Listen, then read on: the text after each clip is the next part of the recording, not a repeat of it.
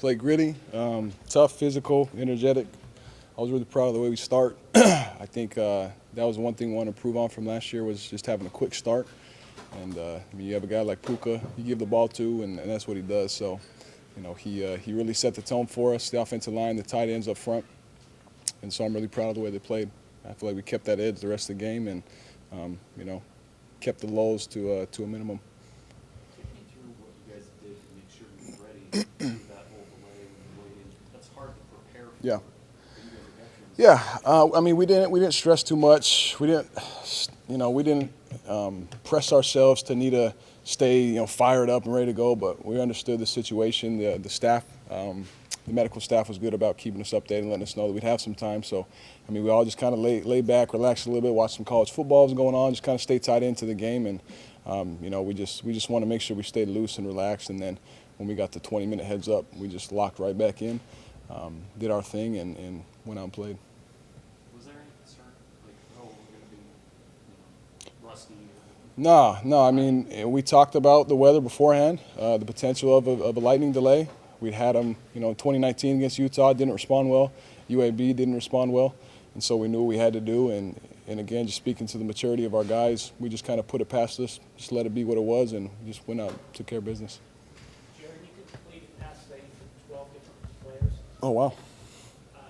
What do you attribute that to, aside from Gunnar not being Yeah. here to go now? Guys know what they're doing, being ready for their time when it was their time, and we preached that all week in practice. Understand that Gunnar wouldn't be available all fall camp. Guys are getting reps, and so it just speaks to Fessy getting them ready, them taking his coaching, and then just being on the same page together. That was one of my favorite parts of tonight was the young receivers stepping in and making plays on third downs, making big plays for us, and then keeping drives alive. I was very proud of those guys, but I knew they would be able to do that. I was confident in that, and I know they were confident in themselves.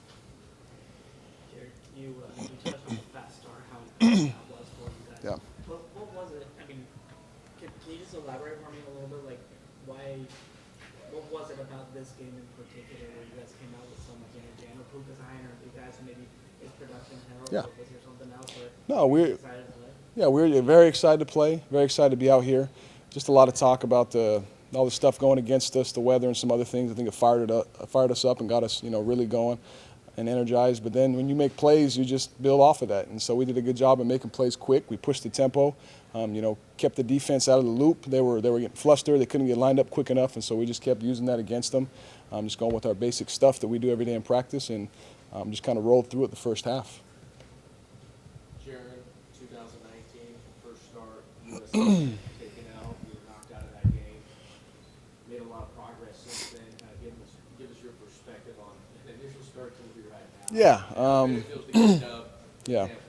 The initial start, I watched the game before this game just to see my young self, the way I've grown, and really just allowing the game to come to me, but not having to fill it out per se. I feel like today we started fast and we were able to throw the ball a lot early. Simple plays, get the ball in our guys' hands, and that's what I didn't do great at in 2019. And so years of experience, you learn that quarterback's only as good as the guys around him, and we have a lot of good guys around me. And so I just had to get them the ball. So that was one thing I really wanted to do good tonight, was just make sure I can get them the ball, keep us ahead of the chains. And that's something I feel like over the years I've been able to learn, just allow that to come to me. And it feels good. It feels good to have 12 guys, I think you said, that catch the ball. You can do a lot when you have that many playmakers. Jaren, Chris Brooks ends up with 135 yards tonight. What's the potential of Brooks within this offense? Sky's the limit, man. Chris is such a versatile player. And then you add Peeny to the mix, who was right there with him. I mean, that's the 1-2 combo right there with those guys. And so you have that, combined with the offensive line that we have and the depth at O-line. You end up with a night of 130 yards for one guy and 300-something yards for the whole team rushing. So, yeah.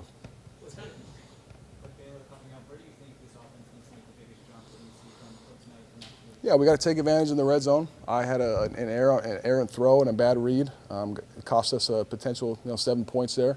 So I think just when we cross the 50-yard line, we got to be in attack mode and score. We got to be better. So we had a couple of times where we left some points on the board. Obviously, it's nice to have Jake, such a great kicker. But if we can keep him off the field the most we can, that would be great.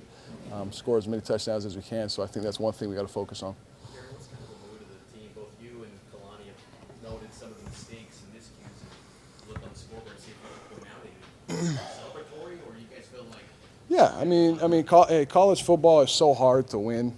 Teams are so good. These guys, USF, I have all the respect in the world for them. Talking to them after the way they played, they didn't give up again, and we knew they wouldn't.